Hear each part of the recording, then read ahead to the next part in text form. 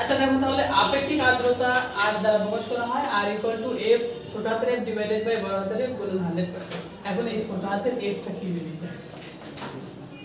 ছোট হাতের f হচ্ছে শিশিরাঙ্কে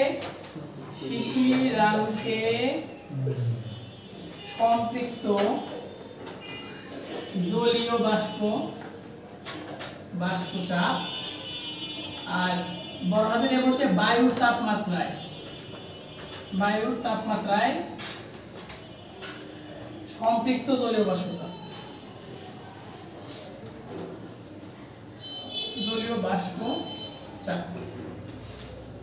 এই হচ্ছে দুইটা টপিক, দুইটা বিষয়। তো তোমাকে যদি বলে কোনো স্থানের আপেক্ষিক আর্দ্রতা নির্ণয় করো, তাহলে আমার এই f আর ছোট হাতের f আর বড় হাতের f এই দুইটা জিনিস লাগবে। এখন আর্দ্রতা যেখানে বেশি সেখানে বাতাসে পানির পরিমাণ কি আছে? বেশি। আর্দ্রতা বেশি মানে পানির পরিমাণ বেশি। এখন দেখো যেখানে আর্দ্রতা বেশি সেখানে আমাদের অস্বস্তি বোধ হবে। কারণ কি, মনে করো যে স্থানে আর্দ্রতা বেশি সেখানে বাতাসে পানির পরিমাণ বেশি। কারণ বাতাসে পানির পরিমাণ বেশি হওয়ার কারণে আমাদের শরীরে ঘামবে না, বা ঘামলেও ঘামবে ঠিক, কিন্তু ঘামগুলা পরিবেশে আসবে না। কারণ তো এই ঘামের পানি তো বাতাসে আসবে না, তো বাতাসেই তো পানি বেশি আছে, তাহলে এই ঘাম উড়বে না, তখন তো খুবই অস্বস্তি বোধ হবে।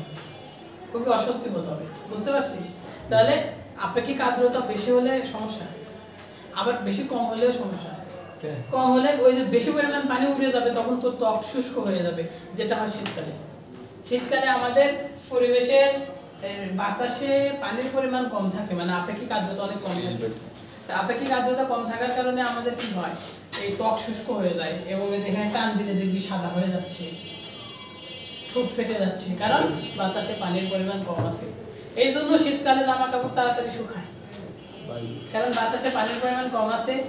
তাই যদি আমি শীতকালে জামা কাপড় শুকাইতে দিই, জামা কাপড় থেকে সহজেই পানি উড়ে পরিবেশে চলে যাচ্ছে, জামা কাপড় শুকাচ্ছে। কোনটা ভালো ভাই? মাঝামাঝি 40 থেকে 50% হলে এটা ভালো, বেশি হলে খারাপ, কম হলেও খারাপ।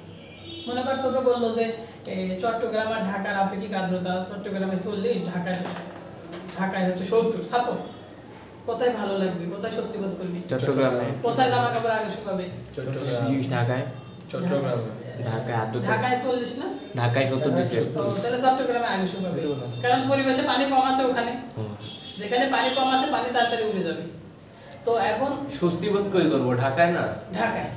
কারণ 70 তো খারাপ না, 70 এ 40 এ না ভালো। তো ঘামবি, কিন্তু 40 থেকে 50 আদর্শ বললেন না, 40 থেকে 50 না বললেন আদর্শ, তাহলে চট্টগ্রামে না 40 বললেন, তাহলে ওটা চট্টগ্রাম ভালো হবে ভাই। আপনি ঘুলাই লাইতেছে। শীতকাল কোনটা ভাই?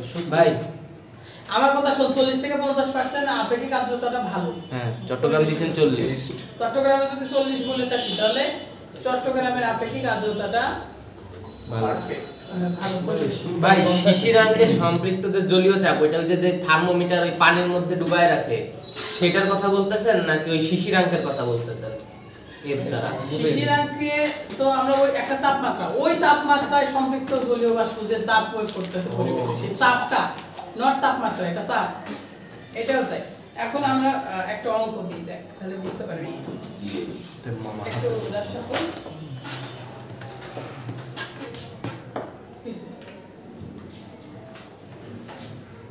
আচ্ছা,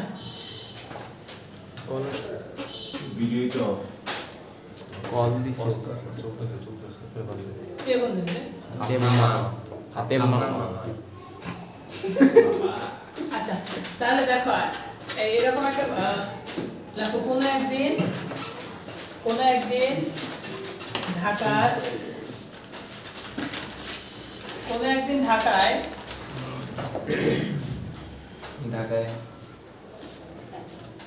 দেখ, কোন আমি লিখতেছি।